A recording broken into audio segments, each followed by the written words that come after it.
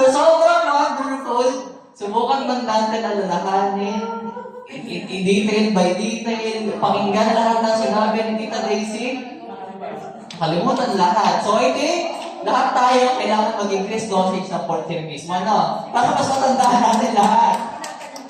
So, yung mga duduktukan ko lang rin yung mga narinig ko from Tita Daisy, which I really, really like. Kasi nakonekta ko siya sa sarili ko, naramdaman ko yun, na-feel ko yun. So, yung unang-una yung share, no? Sabi ni Tita Daisy, isa siya sa mga unang-unang tao dito sa Leeway Manila office. Pwede na natin siya tawagin yung Nuno. Pwede po ba? Pero diba, kasi ang mga ninuno, tinatawag rin nila mga diwata, diba? Sila yung mga mythical fairy, yung mga mythical folk, diba?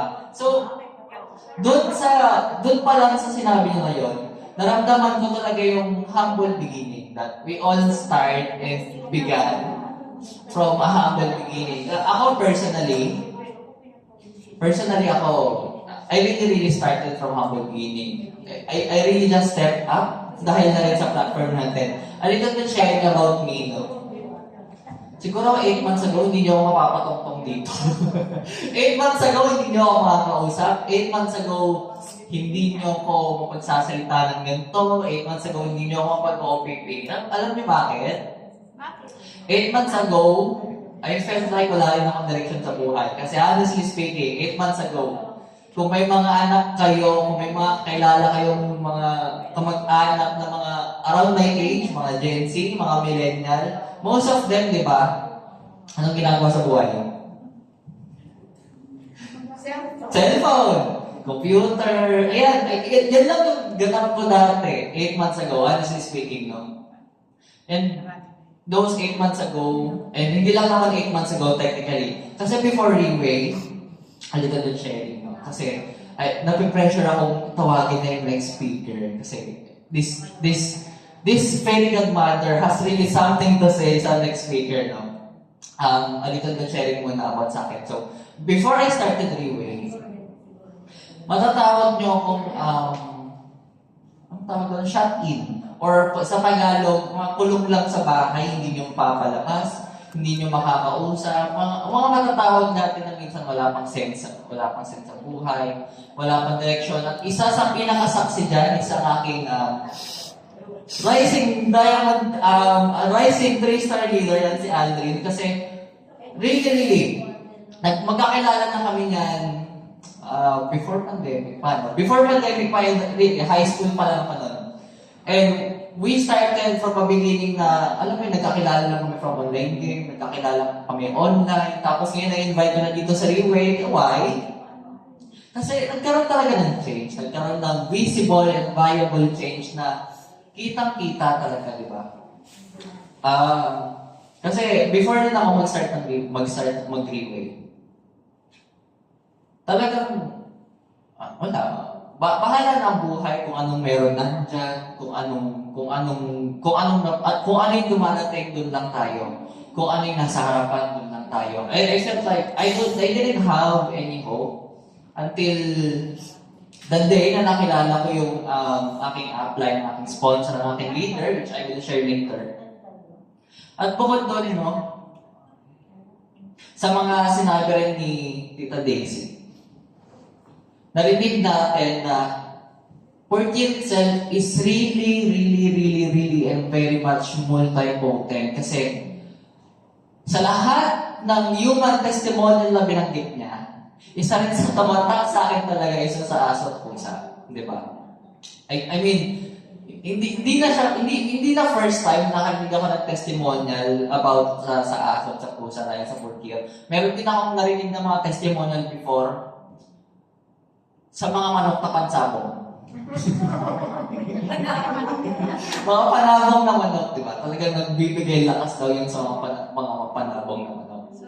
You see, Portil itself has the great ability, has the multi-potency to to duplicate itself, to be a good cell to any kind of living organism.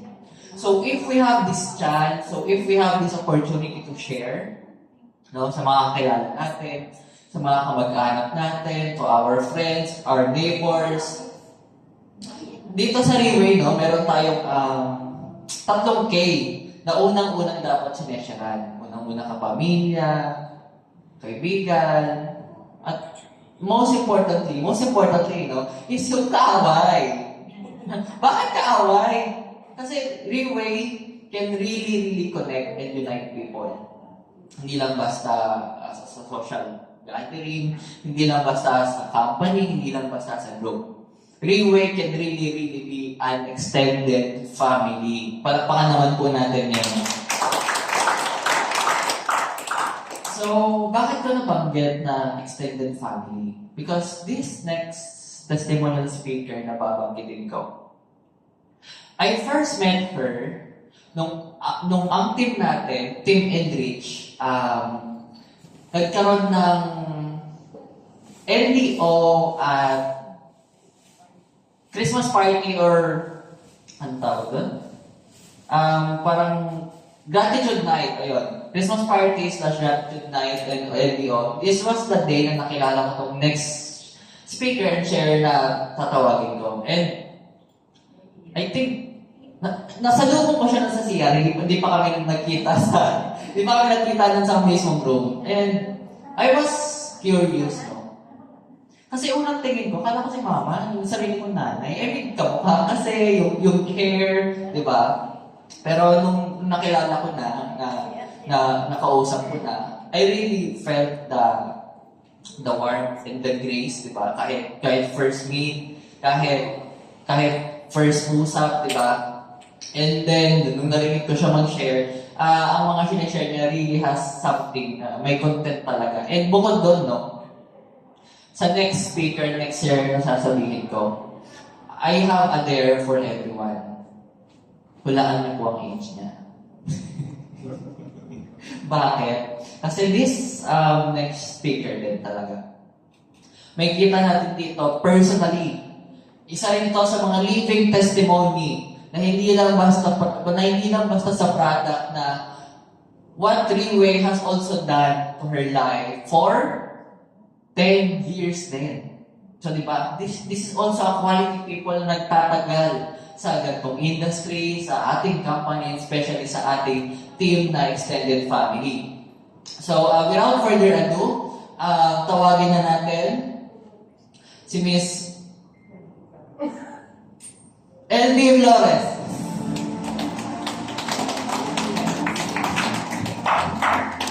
Good morning, everyone. So, I'll make it quick, okay? Kasi gutom na rin ako. So, I would like to, hi, Aubrey. Because she's the one responsible why I am here right now. So, what made me embrace Pure Tear, actually, is because of my father, who became bedridden that time. So, ako yung nag-alaga. And ako yung nag-alaga na naging, yung sarili ko mismo naging damaged din. Because I didn't know the body mechanics of giving the caregiving para sa mga bedridden. So in short, when I was invited together with Miss Aubrey, alam ko yung stanza because I'm aware of the rich people like Enrique. Matatandang kabayo, ayaw pa rin mamatay. So, sabi ko, one day, I know I will grow old, but I don't like to be given diaper ng mga anak ko na binabalik-balik kasi nakakawalang pagtanda mo, matanda ka na, tapos ATM mo pa yung mga anak mo. I don't like to happen. So, I embraced right away. I was able to purchase the one set, and I just knew after 1 week, yung mga sakit-sakit ko na, nararamdaman ko na, is nawawala. Okay? So I will just focus on 2 things that I could share to you. And I could totally agree with whatever testimonies Daisy told you, that my whole family was able to drink Pure Tear, because actually I call this as my emergency care.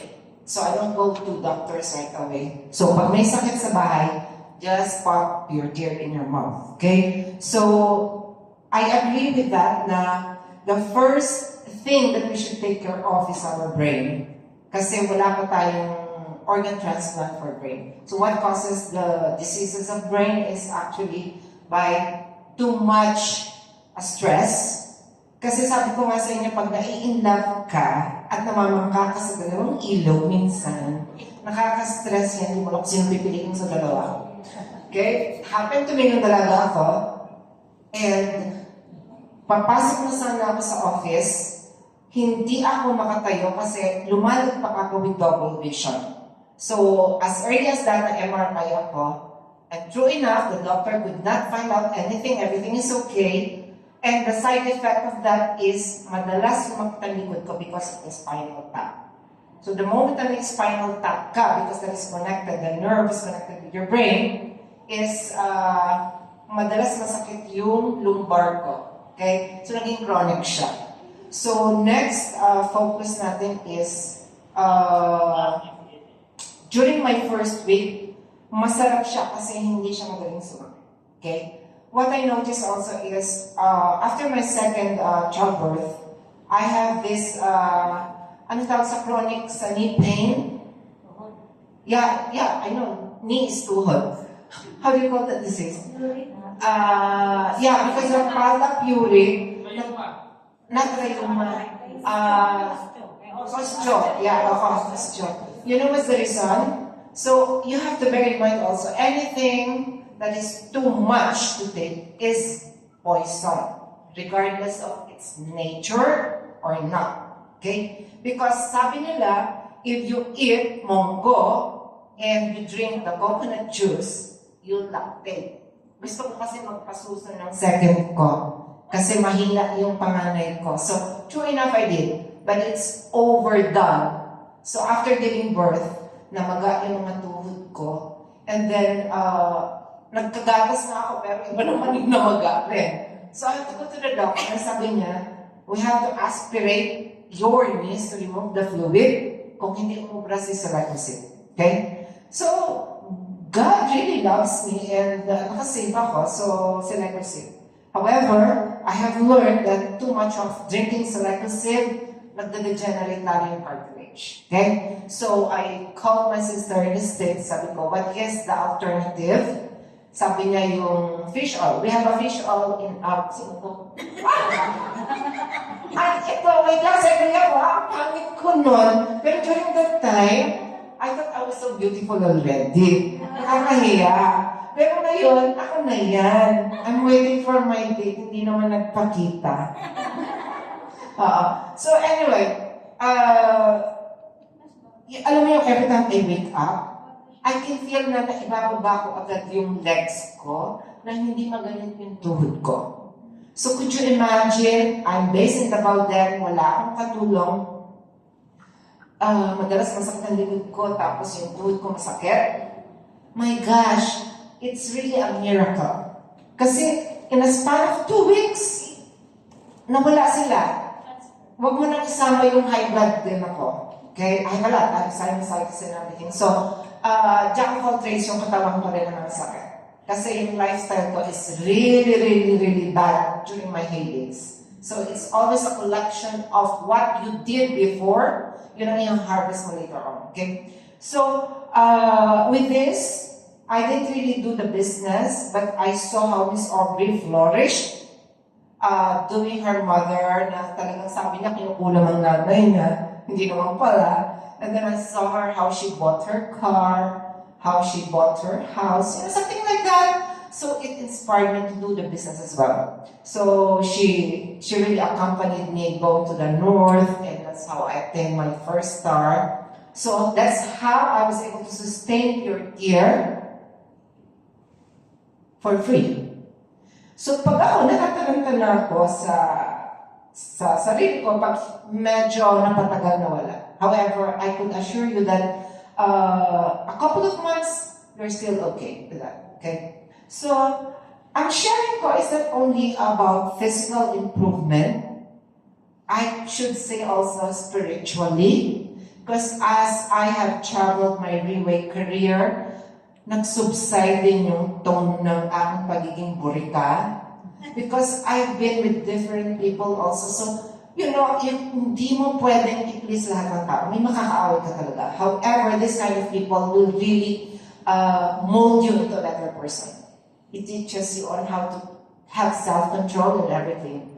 So, ganun din ang sinasabi ni Miss Daisy. I could hardly stand up here also. Kasi nahihiya ako kasi ang testimony nila mga cancer and everything. Now, it's only now that I realized that I'm so lucky pala kasi I don't have their diseases. So, protection is always better than a cure. Put that in head. So, if you're talking with somebody, hindi ko kailangan yan, wala akong sakit.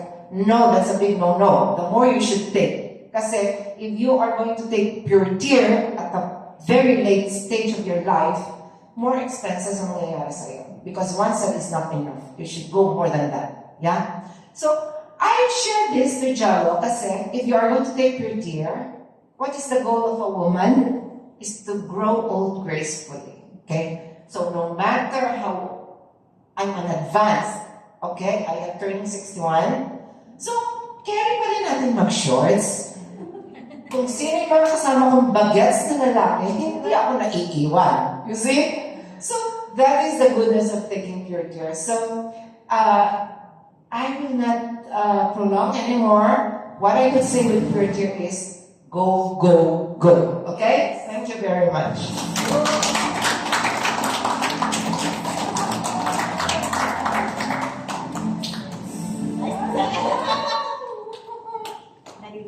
Thank you.